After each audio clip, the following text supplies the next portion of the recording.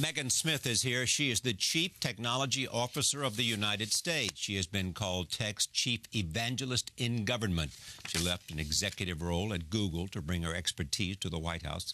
That was in September of 2014. She says her new task is to unleash the power of technology, data, and innovation on behalf of the nation. I'm pleased to welcome her to this table for the first time. Welcome. Thank you, Charlie. Great to have you here. So tell me more about what is it? I mean, what's the mandate of the Chief Technology Officer? Right. It's a new job that that President Obama started as he began his presidency. So I'm actually the third person in it. Yeah. It's embedded in the Office of Science, Technology, and Policy with the Science Advisor, Dr. Holdren. Yes. And so we have I fabulous. just did a panel with him. He's awesome. He's awesome. Yeah, You're he's right. awesome. He has such depth and creativity. Yeah. So our colleagues really are watching out for pure science policy like Ebola, or whether it's STEM education. There's people working on national security tech, environmental, brain initiative, other things. And so the CT office sits inside that group. Dr. Holdren and I both report to the president. And the idea is, how do we both weigh in on tech policy a lot as technical people, as we're at the policy table, make sure the techies are there when we're making decisions in that way? And also, how do we instigate and help our government be much better at all of these things that we need to be using? So, for example, if you look at the healthcare.gov, here was this incredible policy that the president had created with a great business model, great partnerships, strategy, economics, and then a website was going to tank it.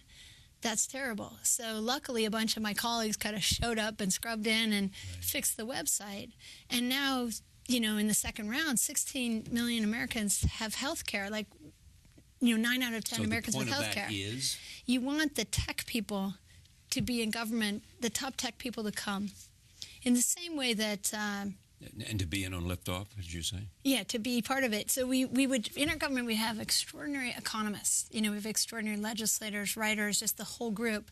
And we have had extraordinary technical people, but we kind of put them working for everybody down below, and they're not at the architecture table. As technology is really part of strategy that we do. So not just implementation. So you want the technical people with you. You've got a country that makes Amazon and Google and Facebook and Twitter. Shouldn't those Americans come to government for part of their rotation, and have that talent here? Clearly they should. Yeah. And they should come not necessarily just in terms of crisis. In times of crisis. Yeah. They should be there in terms of building the future. Right. And actually, you say crisis, it's when we're at war, we do the most extraordinary job of bringing everybody, all hands on deck. And, World War II, we invented computers together with the British. If you saw Imitation Game, that was the UK story at Bletchley Park, but we have our story.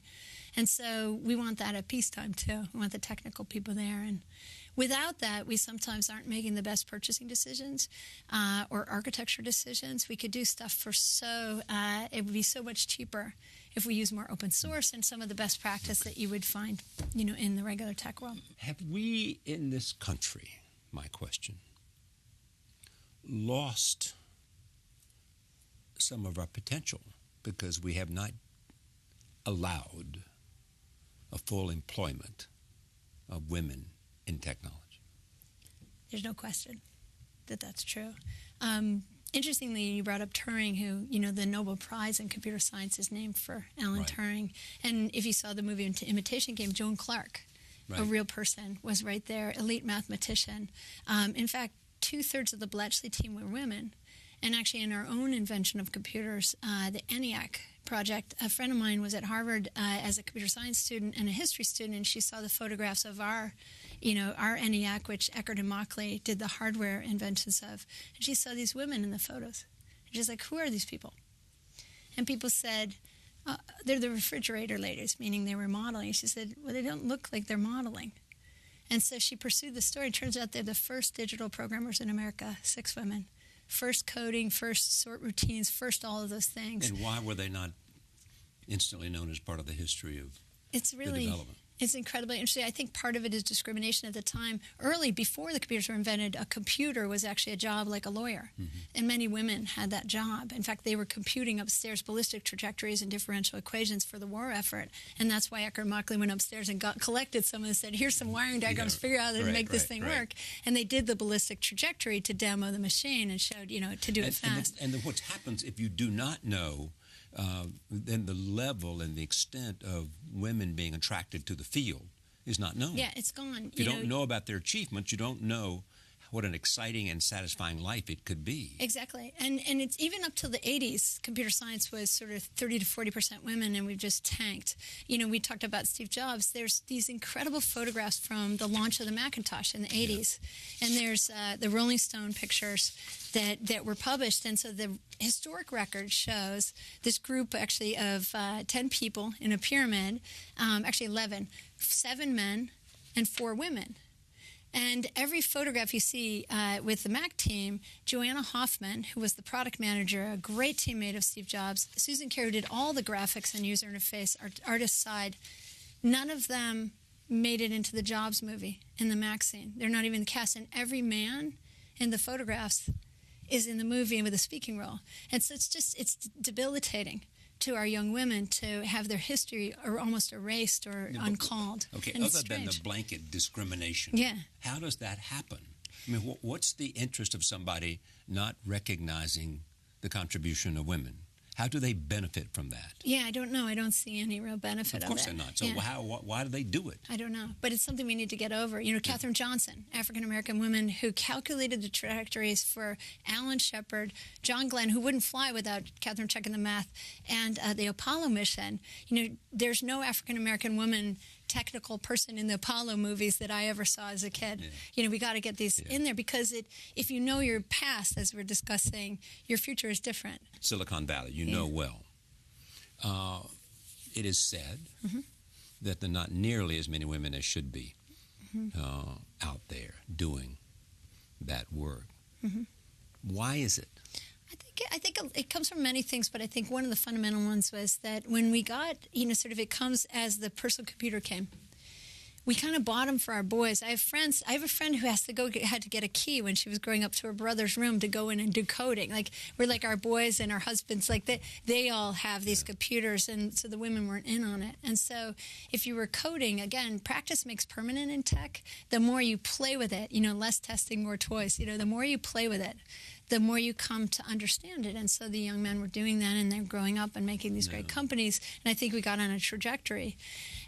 There's a lot of unconscious bias across so much of what happens. If there's, for example, if there's a job with 10 characteristics, women will apply if they have 7, and men will apply if they have 3 on average. And so that doesn't mean anyone's wrong. We're humans. We are how we are. It's just that if you're managing people, you have to notice that. There's a bunch of people with their hands up, a bunch of people without their hands up. Amongst that group, choose the best person for the job. Be more conscious. It's not necessarily who has their hands up. Right. Also, venture capital, 3% of venture money is coming to women. We need to change that. It's extraordinary. Also, just people of color. People are underrepresented. We've got to get them in. The president's done a terrific job with the Council of Women and Girls that he launched, tribal outreach, My Brother's Keeper, veteran outreach. And what we're doing is tech folks coming in. Every time we're working, we launched a thing called Tech Hire. So why? Go ahead. Well, on Tech Hire, it's a very specific idea, which is using these coding boot camps, these 3-month new kind of training practices that you can take so you can train in months, not years, and then helping the employees who are starving for people. We have 5 million jobs open in the U.S., 500,000 of them in tech, and they're not the ones you need a grad degree. Some of them are entry level. How do we help the employers, take people who have different kinds of qualifications coming out of a short course, veterans and other people who they weren't pulling in, and get them into tech? You see this as a mandate for you as the Chief Technology Officer? Yeah, we not only from an economic imperative for competitiveness, and making sure that our companies have the people that they need as soon as possible, but also from the more diverse the team, the better the products. So we know that it's proven. innovation, so pulling people into that. Also, the jobs are all over the country. I was just in St. Louis, and the Launch Code team, which is the incubator and boot camp folks there, were opening a share space, a new space for youth, 16 to 21, 24, to come in the north side of St. Louis and join into tech. I mean, the jobs pay 50% more than the average salary.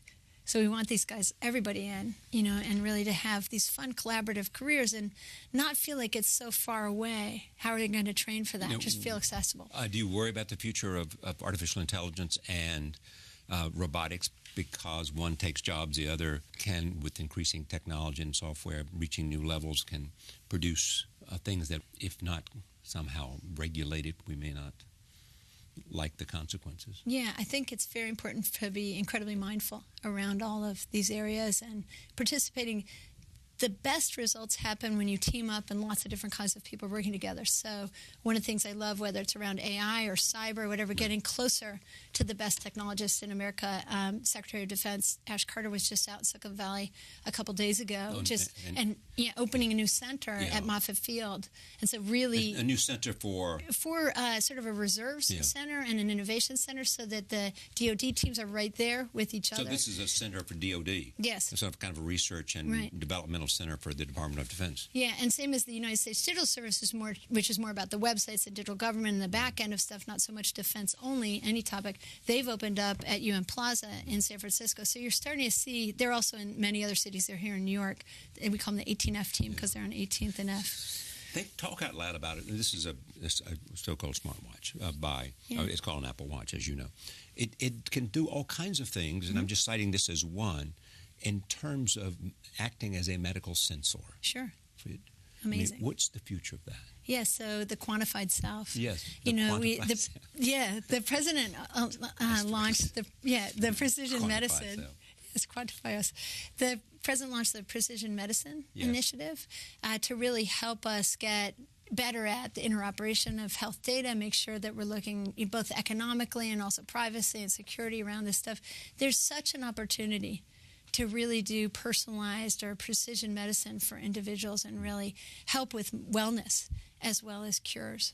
Wellness being, if you can monitor a little bit more about yourself, you might catch disease, but you also may be able to monitor and help yourself become more healthy, especially with our youth. So is what excites you most, is it the extension of all the things we know, or is it some unknown thing that most excites you, that you think might be around the corner, but you're not quite sure when and how? Yeah, my favorite thing is what I sort of think about, what this is all about, is unlocking human talent and creativity. Right. I just met someone, you were talking about manufacturing, who's actually using UAVs. Siemens is using UAVs in factories just to help make things more efficient and effective, or whether it's somebody doing some kind of measurement of themselves for their health or actually to cure cancer, or whether it's just a brilliant storyteller, somebody who's got a story to tell and being able to use, YouTube or Facebook technologies or Twitter, just this opportunity to help scrub more talent in.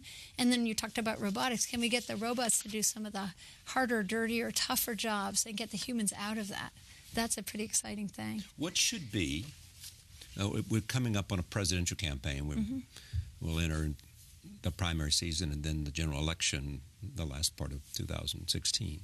What should be the debate about science? Yeah, it's an interesting thing. I think President Obama has done an extraordinary job. We have an it's so fun to come into this team.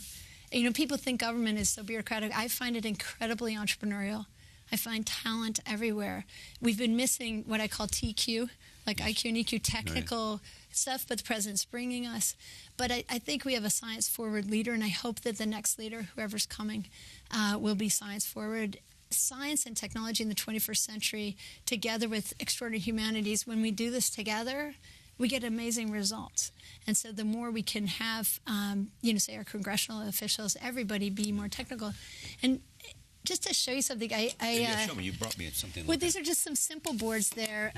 This is Raspberry Pi. It's made in the UK. This is Arduino. It's just really the board for your cell phone, right?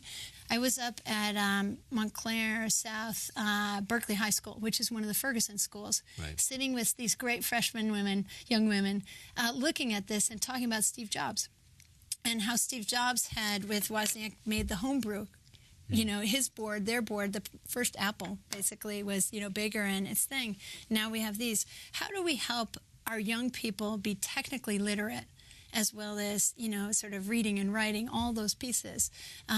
You know, how do we add it to a core curriculum? Yeah, have it there. And so with these great kids from Ferguson, you know, they knew exactly what all this I/O was because they have their phone and they could see that. And we were talking to them. We had some other kids there for the robots team about joining in the higher level varsity robotics side.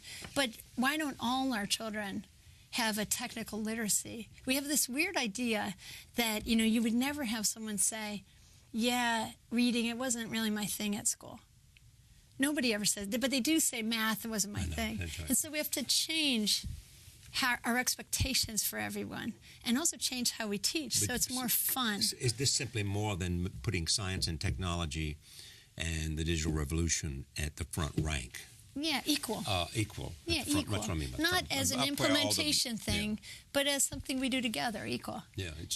And I think that's what the president has done. It should be on the front line with all reading, writing, and arithmetic. Yeah, and I tell young people the universe doesn't separate like biology class and English class and PE. The universe is all merged, so you need to know all this stuff. What's this thing?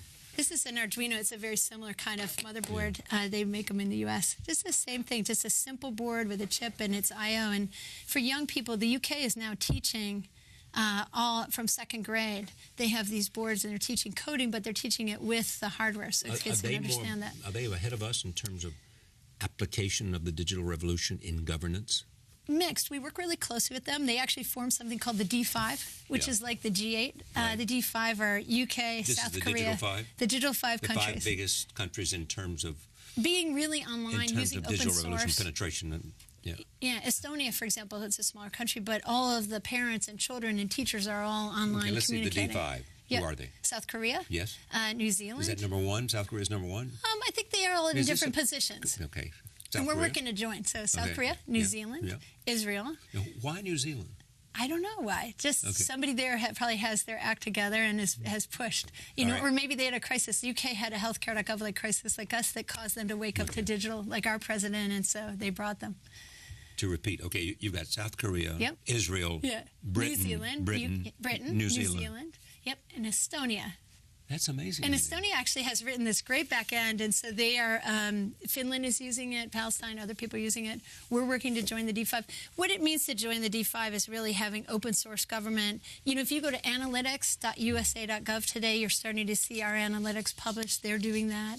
And also all those countries are working to teach code to all children in the country, just like you teach reading, so that the children have a fluency with this 21st century stuff. Is all that the United States has led in terms of science and technology and other areas, allied areas, is it at risk because we have not taken what we have learned and been able to apply it, because we're not doing sort of the level of research that we have been?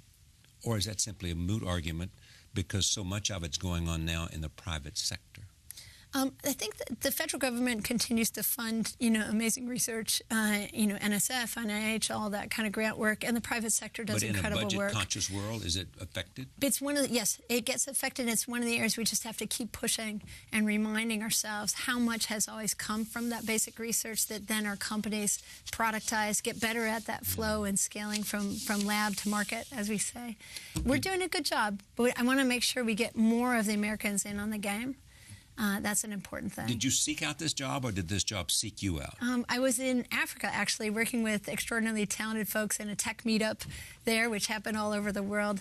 And I got an email asking me to talk to someone. And so I called, and it was amazing. I had no plan to come and do this, but it's such an honor to be doing this. It's so important for our country that us techies show up, whether we're going to come for lots of time or little, but that we come, and so I'm happy that I got that email.